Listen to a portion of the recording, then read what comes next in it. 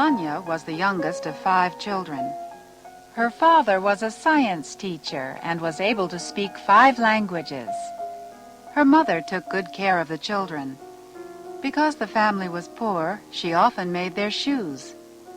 Manya was always happy when she sat by her mother and talked with her. When Manya was 10, her mother died and she missed her very much. Manya was a very bright girl, and at school she studied with the older girls. She was a very good student, and at the age of 16 she finished high school with honors.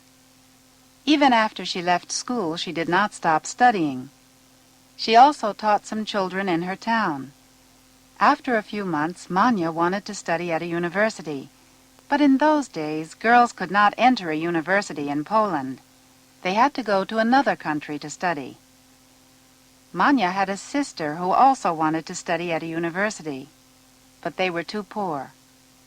One day, Manya said to her sister, "Bronya, you're 20, and I'm 17. You should go to Paris to study first.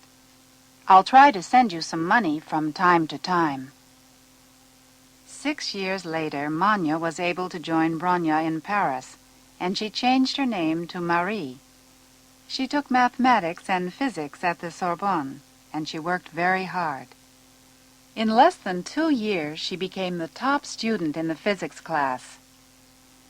Later, she began to work with a scientist whose name was Pierre Curie. Pierre fell in love with this bright girl and married her in 1895.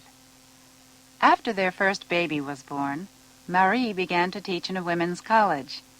Now she was very busy because she was a scientist, teacher, and mother. The Curies always worked together. They were looking for radioactive elements. In their papers they wrote, "We found," or "One of us discovered." In 1898 they discovered 2 new elements and named them radium and polonium.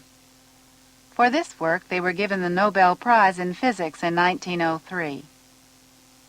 One day in April 1906, Pierre was killed in an accident. Marie was so sad that she did not want to speak to anyone.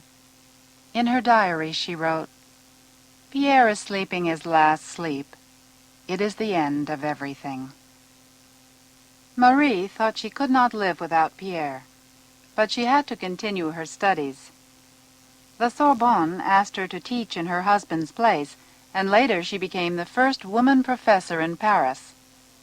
In 1911, she was given the Nobel Prize in Chemistry.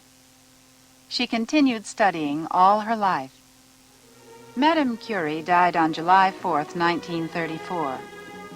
When she was laid in the grave, her sister Bronya threw in it a handful of earth brought from Poland.